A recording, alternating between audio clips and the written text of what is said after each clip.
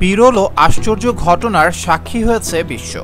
পুরোপুরি ছায়াশূন্য কাবা দেখল মক্কাবাসী। ঠিক কাবা শরীফের বরাবর অবস্থান করে সূর্য, যা বৈজ্ঞানিক ও আধ্যাত্মিক দুই দিক থেকেই খুবই তাৎপর্যপূর্ণ মুহূর্ত তৈরি করে। গেল মঙ্গলবার মক্কার পবিত্র কাবার ঠিক ওপরে সরাসরি অবস্থান করছিল সূর্য। এতে করে বিশ্বজুড়ে মুসলমানরা নির্ভুলভাবে কিবলা বা নামাজের দিক নির্ধারণ করতে সক্ষম হন। ঠিক যে মুহূর্তে সূর্য কাবার উপরে ছিল, তখন আশপাশের ছায়া সম্পূর্ণরূপে অদৃশ্য হয়ে গিয়েছিল, যা কিবলার দিক নির্ধারণে সহায়তা করেছিল। তবে হঠাৎ করে সূর্যের অবস্থান এমন কেন, তা নিয়ে প্রশ্ন উঠছে মুসলিমদের মাঝেও। যদিও এর ব্যাখ্যা দিয়েছে জেদ্দা অ্যাস্ট্রোনমি সোসাইটি। এক বিবৃতিতে জানিয়েছে, মক্কার আকাশে সূর্য সরাসরি কাবার সঙ্গে উলম্বভাবে অবস্থান করছিল, যার ফলে ছায়া সম্পূর্ণরূপে অদৃশ্য হয়ে যায়।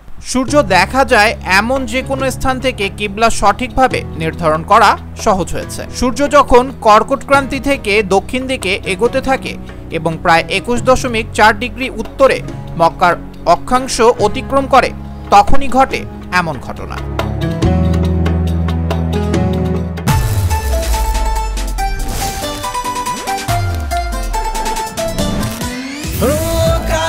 আড্ডাতে মেতে ওঠো ফুটিতে, প্রাণ ঝালমুড়িতে, ফান লাভ পার্টিতে, ফিল দ্য ক্রাঞ্চ ক্রাঞ্চ ক্রাঞ্চ ক্রাঞ্চ, প্রাণ ঝালমুড়িতে, ফিল দ্য ক্রাঞ্চ ক্রাঞ্চ ক্রাঞ্চ। দুর্দান্ত সব উপাদানে তৈরি ঝাঁঝালো স্বাদের প্রাণ ঝালমুড়ি মানেই আড্ডায় ফুর্তির ঝাঁঝ। প্রাণ ঝালমুড়ি, এই ঝাঁঝ সেই ঝাঁঝ। সম্প্রতি এ নিয়ে একটি প্রতিবেদন প্রকাশ করে মধ্যপ্রাচ্য ভিত্তিক সংবাদ মাধ্যম গালফ নিউজ। এই ঘটনাটি সোলার জেনিথ নামে পরিচিত। এই ঘটনাটি সাধারণত বছরে দুবার ঘটে। পৃথিবী অক্ষ বরাবর 23.5 ডিগ্রি হেলে থাকার কারণে প্রতি বছরের মে মাসের শেষের দিকে এবং জুলাইয়ের মাঝামাঝি সময়ে এই ঘটনা ঘটে। জেদ্দা অ্যাস্ট্রোনমি সোসাইটির সভাপতি মাজেদ আবু জাহারা বলেন, মক্কায় জোহরের নামাজের সঙ্গে এই বিরল ঘটনাটি সম্পৃক্ত, কারণ এর বৈজ্ঞানিক এবং আধ্যাত্মিক উভয় তাৎপর্যই বিদ্যমান।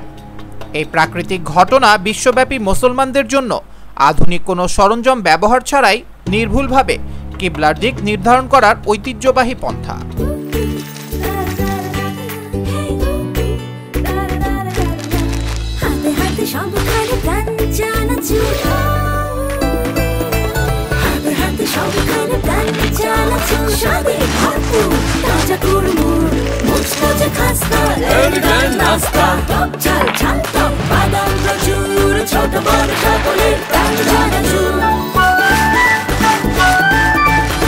স্বাদে ভরপুর প্রাণ চানাচুর।